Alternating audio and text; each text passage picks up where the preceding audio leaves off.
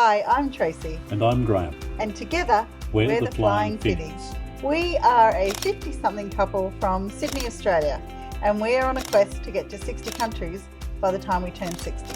Now, we have just been to countries 20 and 21. Woohoo! Yeah, we're a third of the way there.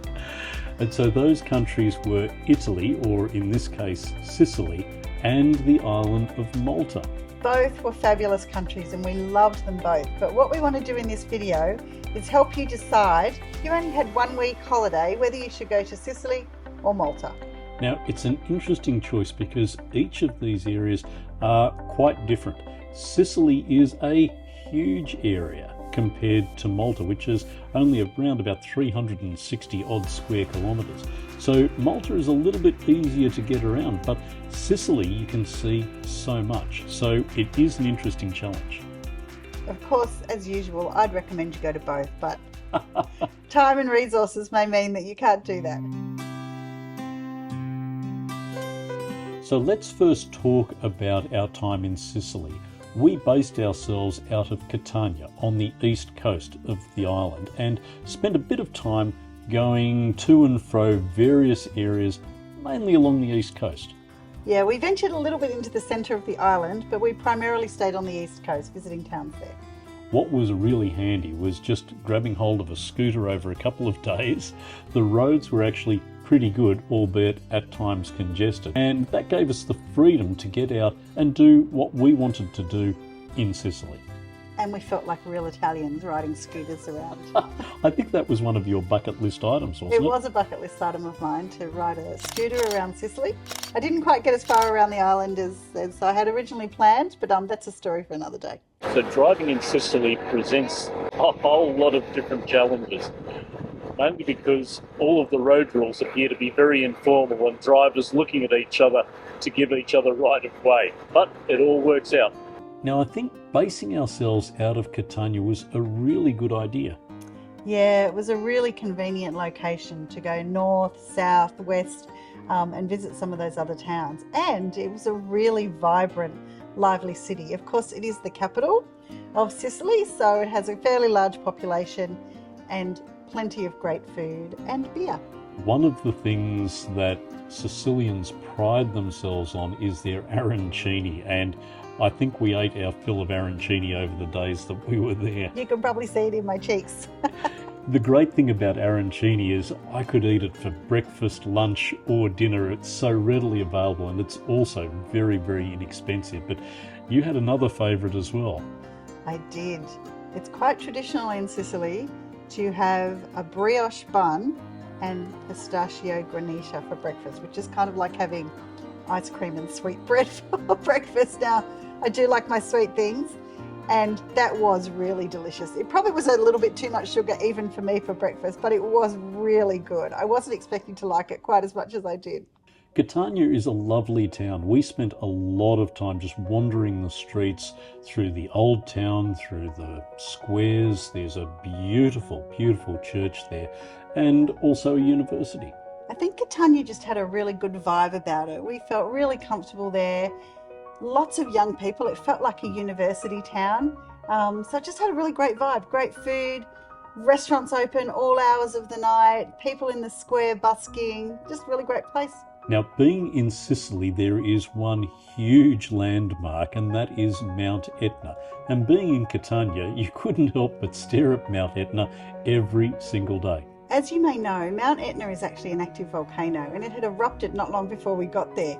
So the town of Catania, as we were wandering around, actually had quite a bit of volcanic ash just in the streets, which was really interesting to see. So that gave us the excuse to jump on a scooter and go and see Mount Etna for ourselves. Now, our poor old 125cc motorbike most probably laboured pretty hard to get the two of us up close to the summit, but it was a great way to spend a day, albeit just a little bit chilly. We didn't really think that one through too much, I don't think. We were the only people on a scooter going up Mount Etna, but anyway, we got there and it was really interesting, but freezing cold. We were not prepared for how cold it was up there, and also we were there on a day of really high winds, so that changed the way we experienced Mount Etna. it was so windy that they couldn't send the cable cars up the mountain, and instead we were forced to jump into four-wheel drive massive trucks along with everybody else to go close to the summit of Mount Etna. So from the very top of Sicily and the freezing cold up there, we then decided to take the scooter back down to warmer climates and head to the seaside at Taormina. And what a delicious town that is. We had a really lovely afternoon swimming at Isola Bella, which is this beautiful kind of 2 bays at the base of Taormina, and then we had a ride through the beautiful old town of Taormina as well. It is probably one of my regrets that we didn't spend more time inside the old town of Taormina. We caught glimpses of it as we were going past, and it's one of those things that I'd love to go back to and spend some more time there. Yeah, in hindsight, I would have stayed a night or two in Taormina. It was really lovely. So having spent a day heading north, we decided to then turn our scooter around and head down south, and this was most probably one of my favourite days of all as we headed towards Syracuse. It was another really beautiful town, very different to Taormina. It's this beautiful old limestone historic town and much wider boulevards, flatter, but again, just stunning. So much beauty in the world. To me, it seemed that Syracuse was a little bit less crowded in terms of tourists than some of the other areas that we went to, and that also had its own attraction to it as well. Yeah, it was a really, really lovely town. I say that about everything, but it really was. So Syracuse also had a number of beautiful town squares, piazzas, and also it's a walled city as well, so I enjoyed seeing all of that side. The last town that we visited in Sicily was the really lovely hillside town of Enna, and it's towards the middle of the island. Now, it was really beautiful and I'm glad we went there, but we did make one mistake in going there. We went on a Sunday, and it is a really small town and it pretty much closed down for the whole day. So we really struggled to find somewhere to eat, somewhere to have a drink, and to find things to do there. But we had a lovely walk around the town. Are you glad we went there? I am, because the views from up the top of Enna were spectacular. Yeah, you kind of looked from Enna, which is on one hill, out to another town, which was on top of another hill. So that was really interesting to see. A different side to Sicily. So, thoughts on Sicily? A quick summation for me is it is a really beautiful island to go to. And I love the Italian culture and the Sicilian culture as well, and the food, and the arancini and the pistachio granita. But we probably really only touched a really small portion of the island. It is a big island and it needs much more than a week to really do it justice. So my thoughts on Sicily are, I guess, tempered by that we only saw probably a third of what you need to see of Sicily. I fully agree, and we've received some feedback from friends that there are areas of Sicily, particularly up the north of the island and some of the islands just off the coast of Sicily, that I'm really thinking we need to go back and explore a little bit further and maybe have another couple of arancini along the way. Sounds like a good plan.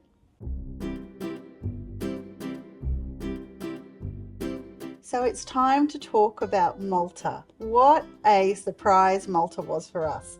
Now, we were traveling with a friend in Malta, and she very kindly did most of the planning for us there, which was lovely. But what it meant is that I had no real expectations of that island. So we were blown away by what we saw. Even just the first 5 minutes driving from the airport was really stunning. The Grand Harbour in Malta is jaw-droppingly beautiful.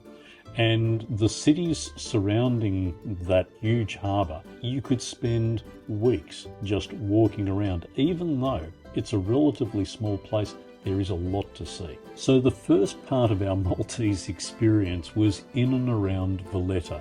We were staying in the old town, very conveniently located on the main street, so we were able to see all of the action happening. We had a beautiful Airbnb, which we really enjoyed, and we could literally look out the window at the people passing by on the street enjoying the town.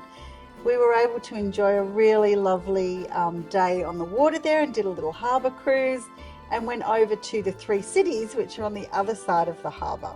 That was a really nice day, and just wandering through the back streets of some of these historic areas was gorgeous. There are also a number of large forts in and around the harbour. At the end of the day, Malta was, at various stages, huge military bases, both during the time of the conquests and then later on, even through until World War II. Valletta itself, I have to say, was 10 out of 10. I loved Valletta. It had a really great feel. Again, lots of tourists, but not overcrowded, really comfortable, lots of really great restaurants and a really great upbeat vibe. I loved wandering the streets at night there, just seeing all the restaurants filled with people. And we also got to enjoy a military procession. We were literally packing up in the Airbnb and we heard, we heard the marching band, didn't we? So we looked out the window, saw there was this procession happening and ran down to see it. So that was really special. It's one of those things about travel that